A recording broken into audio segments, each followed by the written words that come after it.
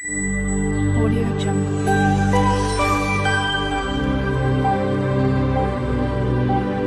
Audio Jungle. নমস্কার বন্ধুরা, আপনারা কেমন আছেন? আমি আজকে আবার একটা রেসিপি নিয়ে এসেছি। মিষ্টি মুখ বছরের প্রথমে তো আমরা সকলেই করে থাকি, তার জন্য একদম মিষ্টি একটা রেসিপি নিয়ে এসেছি। কমলা ভোগের পায়েস করব। চলুন কিভাবে করি দেখে নেওয়া যাক। দেখুন, এখানে আমি কমলাভোগ 4টে নিয়ে নিয়েছি। কমলাভোগটা আস্তে করে রসটা যেটুখানি বের করানো সম্ভব সেটুখানি বের করে হালকা উষ্ণ গরম জলে এটা আমি ডুবিয়ে রাখছি। বেশিক্ষণ রাখবো না, 10 থেকে 5 মিনিট রাখবো। মানে যেটুখানি হাত থেকে চিপে যেটুখানি রস বের করা যায় সেটুখানি হালকাভাবে রসটা বের করব। এটা আমি রেখে দেব 5 থেকে 10 মিনিট। আপনারা এটা রসগোল্লা দিয়েও করতে পারেন, কিন্তু কমলাভোগ দিয়ে করলে টেস্টটা কিন্তু ভালো আসবে এবং খেতে খুবই ভালো লাগবে। এবার একটা প্যানে আমি ঘি দিয়ে নিচ্ছি। আপনারা সাদা তেলেও করতে পারেন, ঘি দিয়ে করলে টেস্টটা তো ভালো আসে, সকলেই জানা কথা। একটা 2 চামচ ঘি দিয়ে নিয়েছি।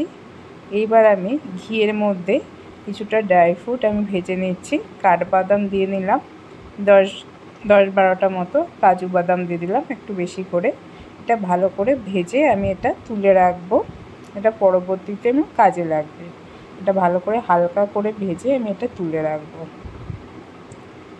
দেখুন আমার ভাজা হয়ে গেছে, আমি এটা তুলে রাখছি। আমার যদি এই রেসিপিটা আপনাদের ভালো লাগে দেখে, তাহলে অবশ্যই আমার পাশে থাকবেন সাবস্ক্রাইব করে।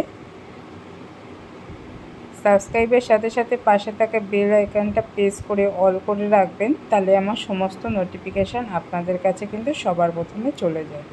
এবার ওই ঘিয়ের মধ্যেই আমি এই যেটুকখানি দেখলেন চাল, 1 মুঠ মতো চাল আমি ভালো করে ধুয়ে রেখে দিয়েছিলাম, সেই চালটা আমি দিয়ে দিলাম। আমি আগে থেকে কিন্তু ঘিয়ে মাখাইনি, কারণ ওর মধ্যে ঘিটা রয়েছে, চালটার সাথে মাখিয়ে রেখেছি। এবার ভালো করে ভেজে নিয়ে দুধ দিয়ে দিলাম। দুধটা আগে থেকে জ্বালানো, একটু ঘন দুধ, দেখে বুঝতেই পেরেছেন সর ভর্তি দুধে ঘন দুধ ছিল। সেই ঘন দুধটা দিয়ে দিচ্ছি।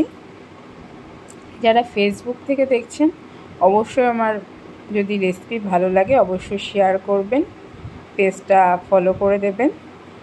আমি দুধটা দিয়ে দিচ্ছি, বেশি পরিমাণ দুধ লাগবে না। আমার 1 মুঠো চালে আমি এখানে 500-র একটু কম দিয়েছি আমি দুধ বেশি দিলে ভালো লাগে অবশ্যই, কিন্তু আমার তো 1 মুঠ চাল, বেশি দুধ লাগবে না। 500-র একটু কম দিয়েছি। দুধটা দেখুন ভালো করে ফুটে উঠেছে, আর দুধটা আমার প্রচণ্ড ঘন ছিল, দেখে বুঝতেই পেরেছেন। দেখছি এবার চালটা আমার সেদ্ধ হয়ে গেছে কি না। দেখুন আমি দেখে নিলাম চালটা সেদ্ধ হয়ে গেছে। এবার আমি বাকি কাজগুলো করব। আর একটু সেদ্ধ হবে, মানে এটা নাড়াতে নাড়াতে একটু সেদ্ধ হয়ে যাবে। গোবিন্দভোগ চাল তো সেদ্ধ হতে বেশি টাইম লাগে না। এবার আমি যে জিনিসটা দিচ্ছি, যে কাঠবাদাম আর কাজু বাদাম ভেজে রেখেছিলাম, ঘিয়ে ভেজে রেখেছিলাম, সেটা আমি মিক্সিতে একটুখানি পেস্ট করে নিয়েছি, সেই পেস্টটা দিয়ে দিলাম। আপনারা আস্তও দিতে পারেন, কিন্তু এইভাবে গুঁড়ো করে দিলে এর টেস্টটা কিন্তু খুব ভালো আসবে এবং মুখে আমরা যেমন পড়ে সেরকম মুখে পড়বে না, কিন্তু পুরো রেসিপির মধ্যে এই টেস্টটা কিন্তু খুব ভালো আসবে। আপনারা অবশ্যই বাড়িতে করবেন। খাবার শেষে এরকম মিষ্টি মুখ দিলে কিন্তু খুব ভালো লাগবে। এটা গরম অবস্থাও ভালো লাগবে, বা ফ্রিজে ঢুকিয়ে লাস্টে কিন্তু এটা ঠান্ডা করে ডেজার্ট হিসাবে আপনারা সার্ভ করতে পারেন, খুবই ভালো লাগবে। আমি মিষ্টির জন্য বাতাসা দিয়ে দিলাম, তাতে এর কালারটাও ভালো আসবে। লাল বাতাসা আমি এখানে ইউজ করেছি, আপনারা সাদা বাতাসাও ইউজ করতে পারেন। আমি লাল বাতাসা ইউজ করেছি, কালারটাও ভালো আসে এবং ঘনটা বেশি আঠালো ভাব আসে, তার জন্য আমি এখানে বাতাসাটা দিলাম। আপনারা চিনি দিতে পারেন। কেমন লাগছে অবশ্যই কমেন্টের মাধ্যমে বলবেন আপনাদের এই রেসিপিটা কেমন লাগছে। এবার আমি যে কমলাভোগ রেখেছিলাম সেটা জল থেকে তুলে অর্ধেক করে কেটে আমি দিয়ে দিচ্ছি। চালটা কিন্তু সেদ্ধ হওয়ার পরে মিষ্টিটা দেবেন, মানে যে আমি বাতাসটা দিয়েছি চালটা সেদ্ধ হওয়ার পরেই কিন্তু দিয়েছি।